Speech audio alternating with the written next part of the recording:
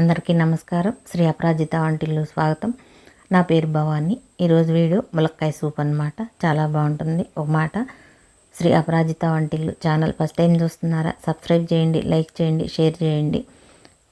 ఇప్పుడు సూపుకు కావాల్సిన ములక్కాయ ఒకటి, 2 కరివేపాకు రెబ్బలు, పలవాకు ఒకటి, సాజీర ఒక 1/2 టీ స్పూను, 5-6 లవంగాయలు, 2 యాలక్కాయలు, కొంచెం దాచిన చెక్క, 10 మిరియాలు, కొంచెం అల్లపు ముక్క అలా దంచుకోవాలి. కార్న్ఫ్లోర్ 2 స్పూన్లు. ఇవన్నీ పక్కన పెట్టి ఇప్పుడు స్టవ్ వెలిగించి కుక్కర్ పెట్టి 1 గ్లాసున్నర నీళ్ళు పోస్తున్నా. పోసి దాంట్లో కరివేపాకు, ములక్కాయ, ఆ దినుసులన్నీ వేసేసుకోవాలి. అల్లం, మిరియాలు, సాజీరా, దాచిన చెక్క, లవంగాయలు,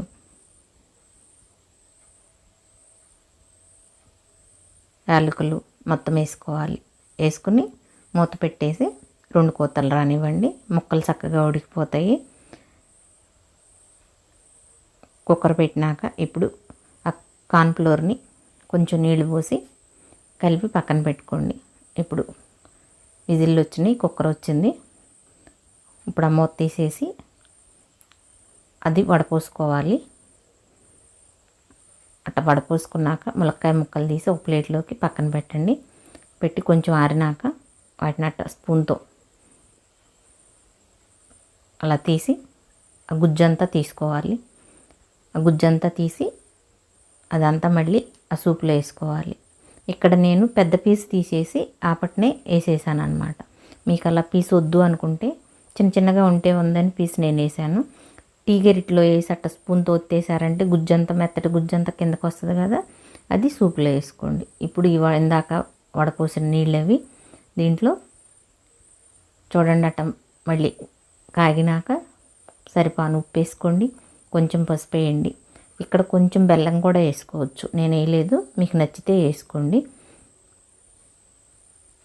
అలా కాగినాక ఇప్పుడు ములక్కాయ గుజ్జు అనమాట. ఈ గుజ్జంతా వేసేసి కలుపుకొని ఒకసారి అది ఇందాక కలిపి పెట్టాం కదా కార్న్ఫ్లోరు, ఆ పొడిది కలిపింది నీళ్ళు అవి కూడా పోసుకోవాలి. ఈ సూపు చాలా బాగుంటుంది.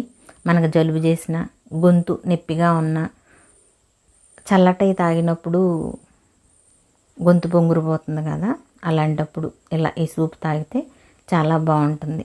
గొంతుకి అవన్నీ తగ్గుతాయి అన్నమాట. అందుకని ఇలా కాసు చూడండి. వీడియో కోసమని కార్న్ఫ్లోర్ కలిపా కానీ అది కలపకుండా ఆపటనే తాగినా చాలా బాగుంటుంది.